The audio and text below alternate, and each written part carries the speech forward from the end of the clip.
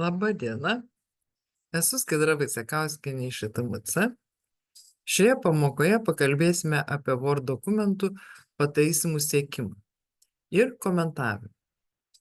Tai labai patogu, kuomet dokumentas ruošiamas ne vieno darbuotojo, ne vieno asmens.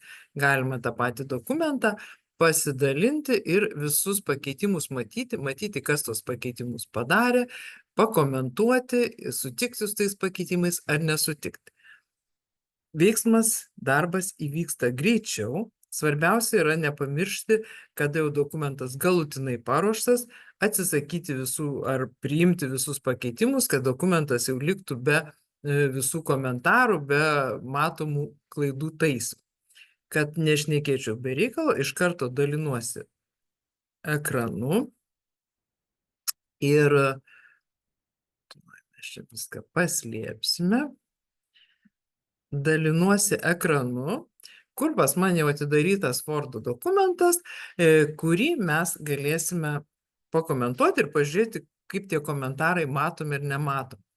Iš karto einame, jeigu Word atsidarom, iš karto einame į Review kortelę. Review kortelėje tie pakeitimų siekimai įjungiami arba išjungiami. Esminis mygtukas yra Track Changes. Jeigu aš dabar neįjungus redaguosiu, kažką tenai daugtaškį padėsiu. Ne? Tai viskas jau čia pakeitimai galėsiu išsaugoti ir turėti. Jeigu norite, kad pakeitimai būtų matomi, tuomet reikia įspausti mygtuką Track Changes, tuomet, kada jis įspaustas, visi pakeitimai bus matomi. Tai dabar, jeigu tą daugtaškį dėsiu, matote, jie žymimi raudonais taškiukais ir prabraukimais ir kairiai pusėje atsiranda toks brūkšnelis. Tuoj mes padarysim dar daugiau kokių pakeitimų. Va, tarkim, noriu parašyti asmeninio profesinėme gyvenime, parašyti tiek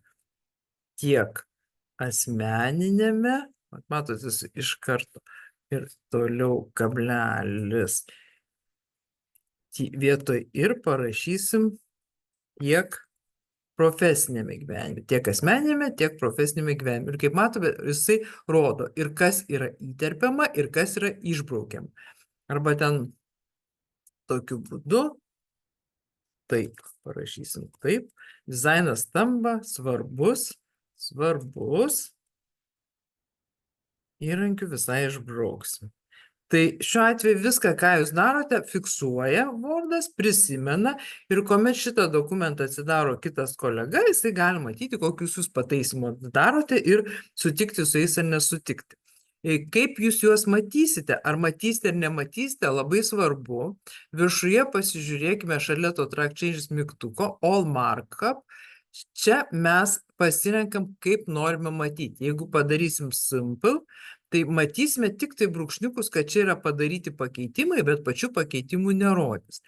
Jeigu pasirinksiu No Markup, tai iš vis nematysite, kokie pakeitimai yra padaryti.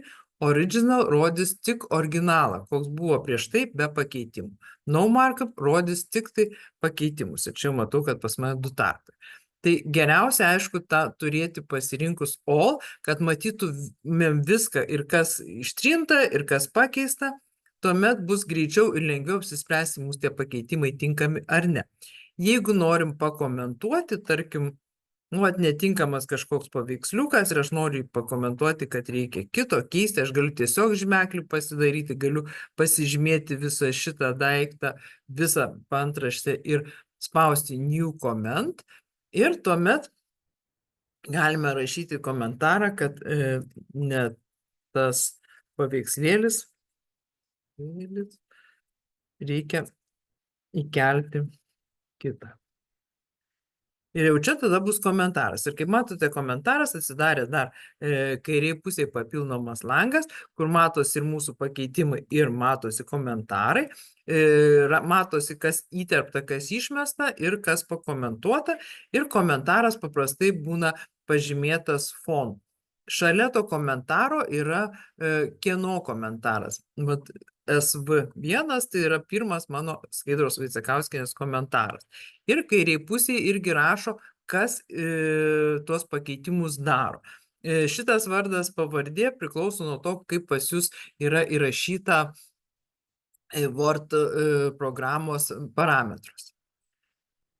Grįžtant dabar prie komentarų. Tai reiškia, mes pakomentavom, pataisėm, dabar ką su tuo daryti, kaip elgtis. Jau nebereikia mums sekti tų pakeitimų, galim mygtuką išjungti.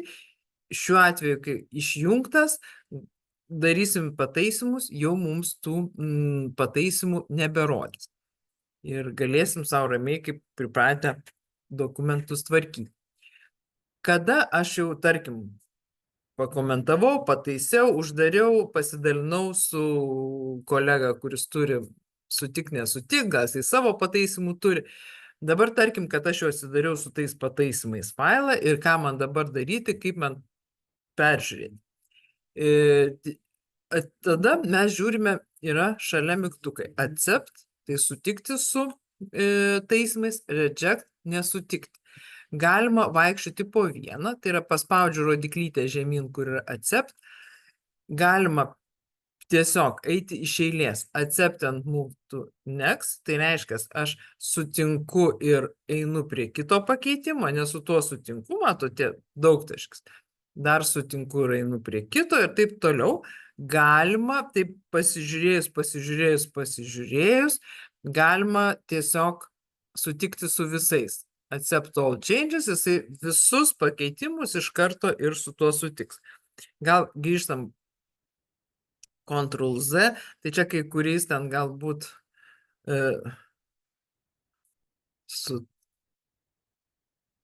nueinam iki nors truputėlį toliau ir su ko nors galbūt nesutiksim, ar ne?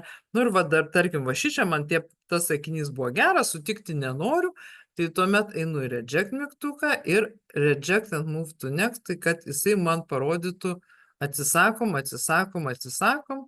ir atsisakom mūsų šitų pakeitimų. Galima lygiai taip pat visų atsisakyti pakeitimų. Tai jau man visus pakeitimus sutvarkėm, šitas dabar liko mano komentaras, aš galbūt tą paveiksliuką pakeičiau, galiu atsakyti tą komentarą, kad jau šitas paveiksliukas naujas pakeistas ir galiu tiesiog komentarą, jau grįžus prie komentarų, delete išmesti ir viskas jau sutvarkyti.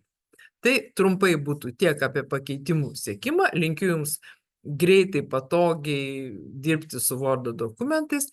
Jeigu norite išmokti daugiau, sužinoti daugiau, kviečiu užsukti į mūsų užsukti į mūsų tinklalapį itmc.lt, kur visuomet yra kursų tvarkaraštis ir išsirinkti jums patogius norimus kursus. Skaidra, informacinių technologijų mokymo centras.